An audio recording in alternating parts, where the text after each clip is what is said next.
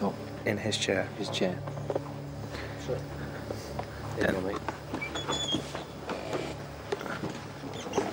Here's Stuart joining me. We'll spin the camera around for a minute. Hello. So this is the chair that I'm actually sat in. Which says ghost, I suppose. With Rick and Stuart waiting for something paranormal to happen in the ghost chair, Carl was filming in the area where the man in grey has been seen walking. This is feeling very weird. Pretty sure something just shot across the screen. Carl had seen something. It was an orb, which is one of the first stages of a ghost manifestation. It seemed odd that it was caught on camera in the same place where Derek had made contact with the man in grey. Let's go up top and see BT. Stu, flash us a light, mate, so I can see where I'm walking. Got you. Carl, where I was sat before, the actual, you know, the bit that pulls down to sit on? Yeah. It's come down. It's come down? Yeah. It was up because I've just had the camera on it. God, it is as well. It's down? It's down. All the other chairs are up. This is where I was sat in that chair there. Stuart was sat here and the chairs spring back. See, the chairs do that, look. Every chair. So why is that like that? When I got up from that chair was up. So I just filmed it. It's come down on its own.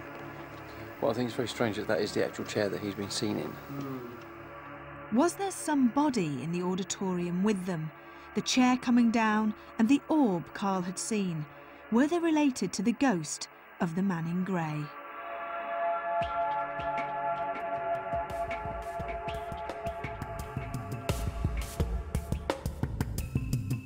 I was most taken back and enjoyed the idea of one particular spirit who took the time out to explain to me how individually, and he was the only one in the theatre out of all these spirits, to take the time out to help modern day actors and performers still to this moment in this theatre.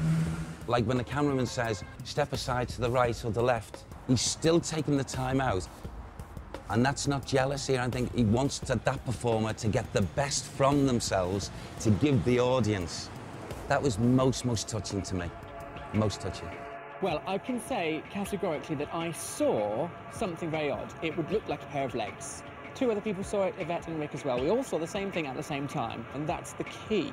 Because with so many ghost sightings, you get single, uncorroborated evidence where one person has had some sort of experience and you hear it secondhand as an anecdotal account. This is not that. This is three people seeing the same thing who have seen something they can't explain.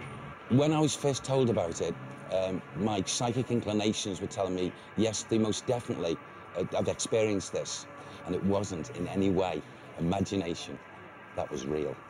As a possible explanation, I could say the usual things. We were very tired, it was very dark, perhaps we imagined it. But it would be very unusual if three people imagined the same thing at the same time in the same place. I did see those pair of legs.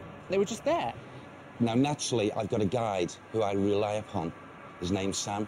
And without him, really, my work wouldn't be as protected without his presence. He's always there for me and will not allow me to go too far and get too distressed, taking on those conditions of maybe what that spirit actually experienced. Well, the investigation last night here at Theatre Royal, the most haunted theatre in the world, is extremely special for me because I followed in the footsteps of some of the great ghost hunters, Harry Price and James Wentworth Day, and I will always remember it.